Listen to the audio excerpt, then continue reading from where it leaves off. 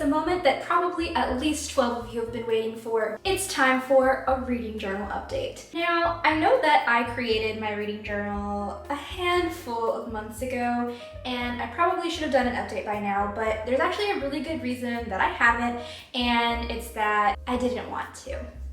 You see, I inadvertently created another chore for myself, and as someone who hates chores about as much as a petulant preteen, it hasn't exactly been at the top of my to-do list. If you haven't already seen my very first illustrated book journal video, I'll link that for you right here. Essentially, what I'm doing is I am taking the books that I am reading throughout the year and I'm writing a short review on them in my journal, and then I'm putting an illustration alongside them. So the first thing I need to do is find out just how deep of a hole I have dug for myself. To do that, I'm going to go to Storygraph, which is what I use now in lieu of Goodreads most of the time. Okay, so here are the 12 books that I have read this year, aka the list of books I'm about to have to review and do drawings for in my journal. Where Ivy Dares to Grow, The Gone World, If We Were Villains, Delicious Monsters, The Mother Next Door, Laura Dinky's Breaking Up With Me, Imogen Obviously, The Princess Diarist, The Woman They Wanted, Dust. Oh my gosh. So yeah, I have 10 books that I have to catch up on. And that means that this is going to be a 2-part video. So I'm going to do 5 in this part and 5 in the next part. I guess that means it's time to get started.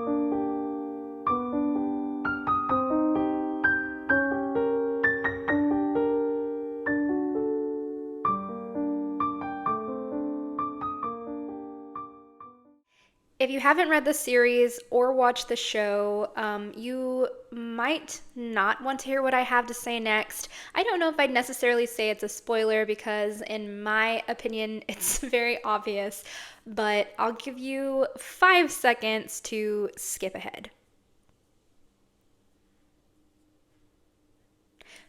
Okay, so if you have either read the Silo series or watched the show, you might know that the main character, Juliet, ventures out of the silo, which is a pretty pivotal moment in the story. It happens pretty early on, but it really sets up the entire unraveling of this society that they are in.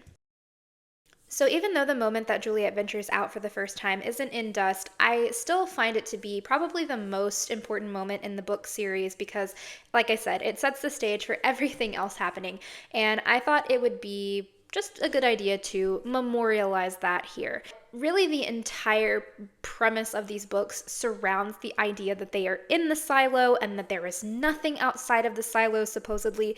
So I feel like that is the central imagery when it comes to these books.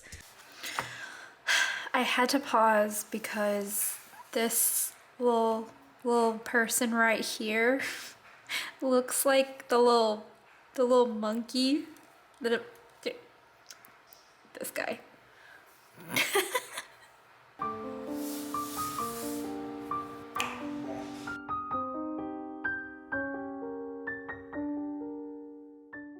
Overall, I have really enjoyed this series. I think that Hugh Howey has a really interesting world building style, and I felt very immersed in the books while I was reading them and very connected to the characters. In all truthfulness, when I initially started the series, I wasn't really sure that I was going to like it. The first book is actually technically an expansion off of a short story that Hugh Howey created called Wool, and I feel like the story isn't fleshed out as well in book 1 as it is in books 2 and 3. Book 2 was great. Like, I feel like it really set the stage for the rest of the story. It introduced a lot of different characters. And overall, I feel like it was more engaging.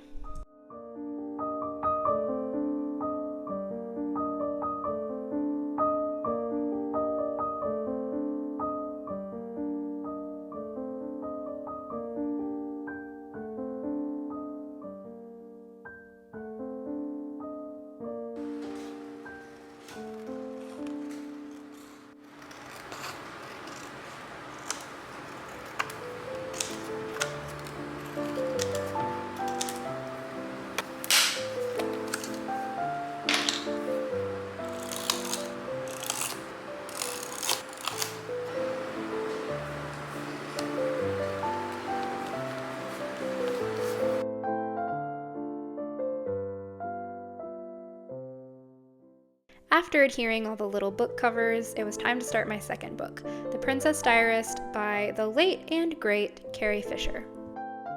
Memoirs and autobiographies used to be something that I really couldn't get into and I didn't really find time for, but as I've gotten older, I found that listening to other people tell the stories of their lives has become a lot more interesting to me, and oftentimes even gives me a little bit of perspective into my own life. While I wouldn't exactly consider myself a memoir aficionado, I do feel that I've read enough memoirs to get the general idea of how people usually tell the story of their lives. And Carrie Fisher's memoir was really nothing like those. There was something very open, vulnerable, and raw about the way that she speaks not only about herself, but about her co-stars and other acquaintances during the Star Wars filming days. Her self-deprecation, while at times funny, did make me a little sad, but also reminded me of my own youth, and I really gained a newfound respect for her, and also learned that she writes some pretty compelling and beautiful poetry.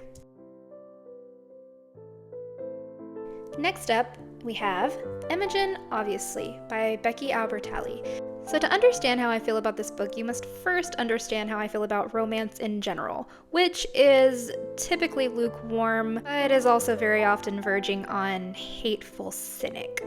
And you know, I'm working on it, okay? While I can't say I'm super happy with this drawing, I was pretty happy with the book. There were a few cheesy moments and some Gen Z banter that I didn't particularly relate to, but there were other parts of the book that I related to, and overall, it was pretty cute. Penultimately, we have Laura Dean Keeps Breaking Up With Me. If you're unfamiliar with it, this is a graphic novel that mostly deals with some heavy-hitting topics like toxic romantic relationships, complicated friendships, and a little bit of self-discovery. This drawing is inspired by a frame taken directly from the book, and I tried to use a limited color palette, so even though she kind of looks like the corpse bride of Frankenstein, you know, I'm okay with it.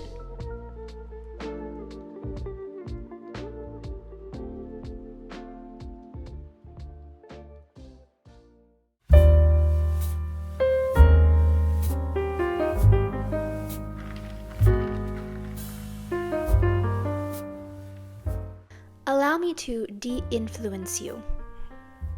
Does that look dust-free? No, it doesn't. Don't buy it. It's not any better than a normal pink eraser. Finally, we arrive at the last book for this part of the video. The Mother Next Door is the tale of suburban housewives who are a little restless, a little cranky, and probably also a little drunk. When I read the synopsis for this book, I really thought going in that it was going to be a bit more sinister, creepy, heart-pounding, you know, all the things that you love in a really good sort of mystery. But unfortunately, it didn't really check those boxes. It is basically just a bunch of rich women getting away with the things that rich women can apparently get away with. If I were to make a Mother Next Door cocktail, it would be a shot of lukewarm mystery, a splash of white privilege, topped with a cashmere sweater garnish, and a bratty teen trope chaser.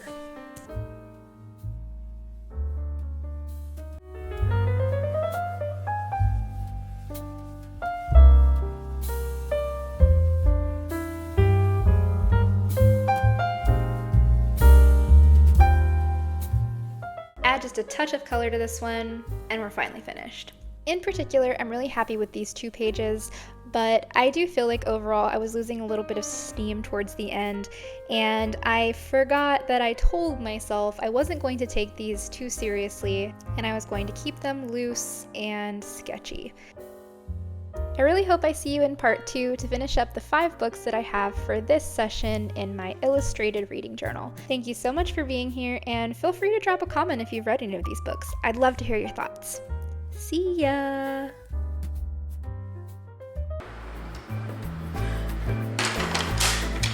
Oh my god.